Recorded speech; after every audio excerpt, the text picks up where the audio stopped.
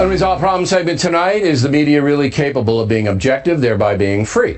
Joining us from Boston, Marianne Marsh, and from Washington, Katie Pavlich. And you say, Katie?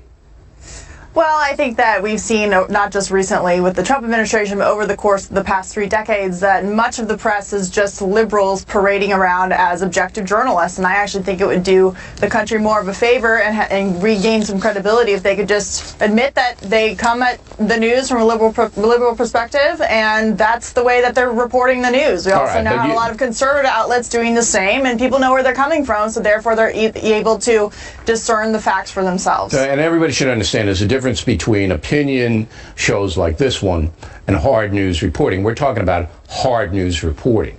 Now, Marianne, Katie, is going to dispute that. She's going to say, and I can read her mind right now, woo! They pay you a lot of money. The media is not liberal. Okay, so I'm going to let you reply to what she's going to say before she says it. How do you answer it? You're going to let me reply to Marianne saying that the press is not liberal? She's not going to cop to it. She's not going to cop to that. Well, I can't read minds, so I'm not sure exactly what she's going to say. But the truth is that the majority of journalism professors, the vast majority, 90+% in this country, are liberals. The journalists they produce are liberal. They love going to the White House Correspondents' Dinner when it's a Democrat in office. Now that there's a Republican in office, they don't necessarily want to go to that dinner.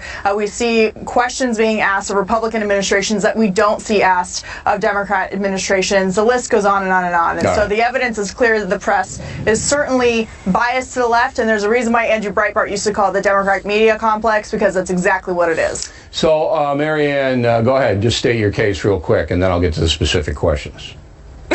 Thanks, Bill.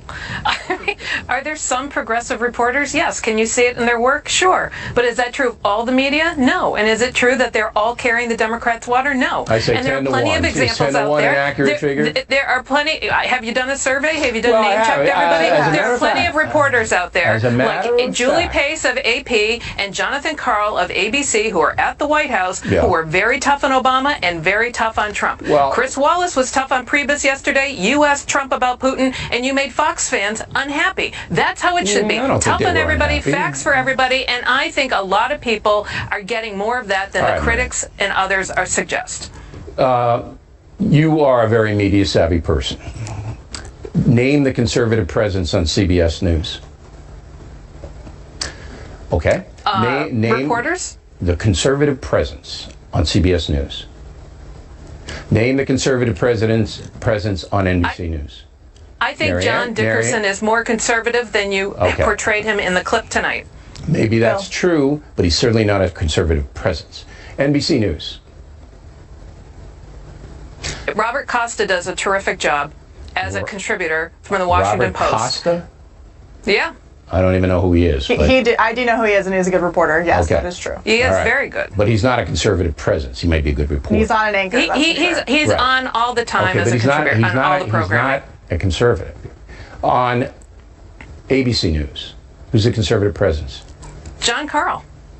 John Karl is a conservative in your opinion? Yes. Okay. CNN, who's a conservative presence? I don't have one for you there. MSNBC. Don't have one for there. Okay. Okay. So I've named 5 of the major. I've named 5. Oh, stop. 5 of the major networks. Okay. And you, to your credit, came up with a couple of names that are debatable, but no major people. And I don't believe that Karl would cop to being a conservative. Lester Holt is a registered Republican. But he's not a conservative presence, and nor should he be. Nor should he be. He's an anchorman. Those networks, all 5 of them, don't have anybody there. Okay? And that just makes my point. Now, if I asked you the same question about the New York Times and the Washington Post and the LA Times, you'd stammer and stutter too. They're not there. No, but here... So you asked me if I did a survey, and I did. I studied the operations of all of them. There's no conservative presence. None. The Wall Street Journal, Fox News, Rush Limbaugh are number 1 in all their categories, and you can't say they are left-wing publications. Well, their editorial page is conservative, not their news pages, nor should they be. Number one. All right, ladies, thank you very much. We come right back. Charges of Trump